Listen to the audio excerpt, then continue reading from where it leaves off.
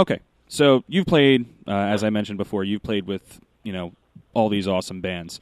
Do you have like a particular favorite piece of material that you've worked on with any of these bands, or you've done like kind of on the side? Is there anything that stands out the most as like your favorite piece of material that you've written? As far as material I've written, I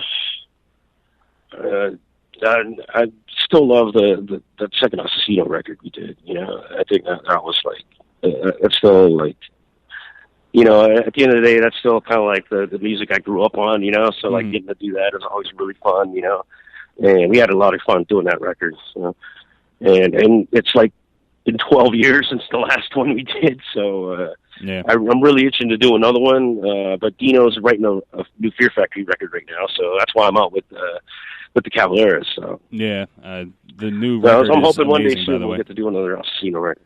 Yeah, that would be awesome. I didn't really hear a lot of that stuff, but I was listening to some of it for the last couple weeks, and just since we talked about doing this interview, and shit's heavy, man. It really is. I have to say, it's great. I'm digging it. So yeah, you definitely need to put out some new material with that, because that'd be pretty awesome. Yeah, no, I'd love to, man. Yeah, just it's a timing thing, Yeah, it's a little bit different sounding than some of your other stuff. I mean, obviously, the industrial kind of metal sound. It doesn't really have that kind of undertone as some of your other. Yeah, material. not at all. No, that's all just straight up thrash, grindcore, death metal. Just all the stuff that influenced both me and Dino. When we were coming up as young musicians. Yeah, I've heard about him being such an awesome guy too. I have a bunch of friends that have met him. True. False? Yeah. He's one of my closest friends, and back in '99, Fear Factory took Static out on our very first tour. So Dino kind of took me under his wing and showed me the ropes, and how to do things, and out on tour, how to pick up chicks, do all that shit. So yeah, he's been a great friend and a great mentor to me. So yeah, it's really cool that I get to work with him in Fear Factory now. That's great, because you hear all these like horror stories about some bands being like larger than life, and they're kind of like dick bags and everything like that. So it's cool that you actually got to play with people who are very like humble and cool and aren't ass clowns. So that's pretty awesome. Yeah. I've been really lucky in that respect, that everyone that I've worked with and have been a fan of has just been like really cool, down to earth people. That just love making music. If there's a band out there that you could play with, that you would give whatever remaining nuts you have to play with, who would they be? I don't know, man. I'd take a crack at the Metallica gig. Okay. All right. Yeah. I can take that. Robert's doing an awesome job. I'd see if for some reason didn't want to do it. I'd take a crack at that. Dual bass, man. Who cares? Just the more bass, right? the more bass, the better. Hell yeah. All right, we're gonna play a little game. Bang, marry, kill. You ready? Betty White, Joan Rivers, Doris Roberts. Don't even think about it. Just bang, marry, kill. Wait. Run those names behind me again. Betty White, Joan Rivers, and Doris Roberts.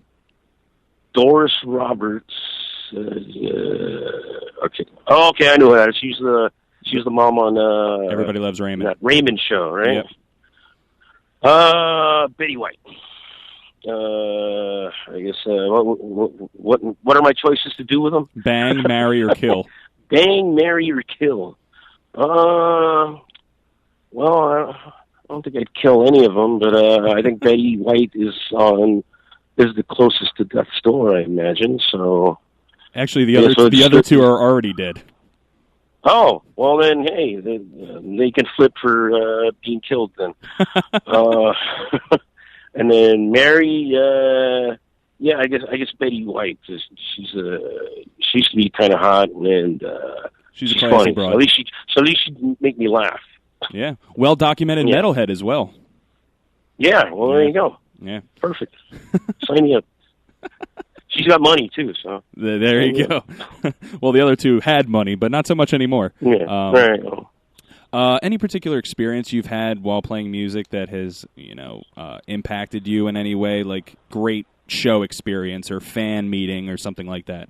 One of the coolest moments for me was, I think it was 2001. I think it was 2001. We were on tour with Pantera, Slayer, Morbid Angel, and the tour by itself. Getting to be on tour with three of my favorite bands of all time, and getting to see them every night for a month and a half. Yeah, of course, yeah, that was great. But towards the end of the run, we got to play Long Beach Arena, which is south of LA where I grew up. And I went to go see Iron Maiden there for my first concert. Oh, there you go. And one of my favorite records was Iron Maiden's Live After Death, recorded there at Long Beach Arena. Absolutely. So I get up on stage. Well, even before that, I woke up super early and I'm like, holy shit, I'm at fucking Long Beach Arena, doing the whole geek thing, and so, we get on stage and we're playing, and I'm like, I do the whole Bruce Dickinson thing, scream for me, Long Beach, and it was just a really, really cool moment, kind of a full circle kind of moment. That's so awesome. Then at the end of the night, after, the crews are putting gear away, I went into Pantera's dressing room, and I went in there and I thanked Dime for bringing us on the tour. And, just tell him, how cool it was for me to be in Long Beach Arena, and, I'm a Maiden fan, and he's like, oh yeah, man, I love that record, and so, it just, that moment right there just really showed me that, at the heart, he was just a big metal fan too, but, arguably the best metal guitar player at that point, and he's just a cool metal fan, Yeah, very, very influential, very talented musician. Yeah, absolutely. You've played with so many different bands. What band did you enjoy playing with the most, or the current band that you're currently playing with? There's got to be a favorite. I gotta say my favorite gig. Not that I don't enjoy everyone else I've played with, because I've had an awesome time. Yeah, absolutely. But I think the most fun I had out on tour was that 2008 Ministry tour. Because it was supposed to be the farewell tour, and it's my first run with them, and it was just so awesome. We did a bunch of really cool shows. We did some awesome festivals in Europe, and got to go to places that I'd never been to before, and then just getting to hang out with Al, and Tommy Victor every night. And just pick their brains, about shit they've done, and just, hear the stories that about crazy shit they've done, and that's still one of probably my favorite tour I've been on so far. That's great. Have you ever thought, like 30 years ago, you know what, one day I'm going to be on tour with, some of the best bands in the world? Did you ever think of that? Yeah, well, of course not, man. I'm like, yeah, right, I would have bet money on it, and I'd be broke. That's amazing. There are tons of talented and upcoming musicians out there. If you had to give any advice to them in regards to starting out in music, what would you say to them? I say, just make sure your heart's in the right place, man, because it's not all it's cracked up to be. And there's a lot of unseen bullshit that you got to deal with when you do this for a living.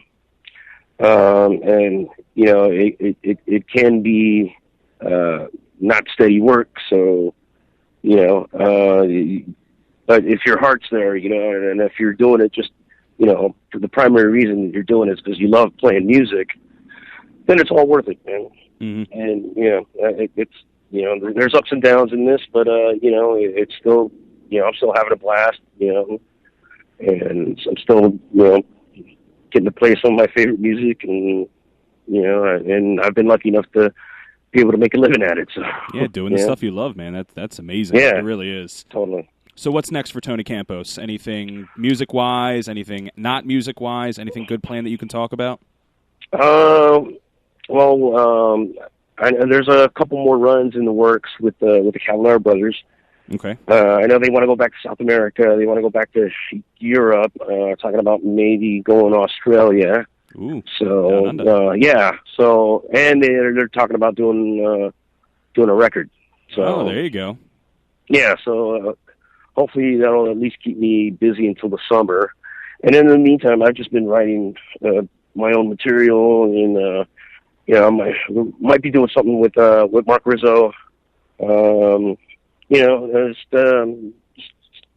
just writing a bunch of different material for different projects, and see what happens. Yeah. So 2017 hopefully will be the year of Tony Campos, just playing with mad bands and crazy tours, and that's awesome. Yeah, hopefully, just keep the ball rolling. Yeah. Absolutely, dude. Thank you so much. It has been, from the bottom of my heart, seriously, and everybody here from Hit the Pit, it has been a great honor, dude. I've been listening to you since Static X, through Fear Factory, Prong. It's a great honor. It really is. Thank you so much for taking the time to talk to us. Hey, man, thank you. Thank you for the support, man. I appreciate it.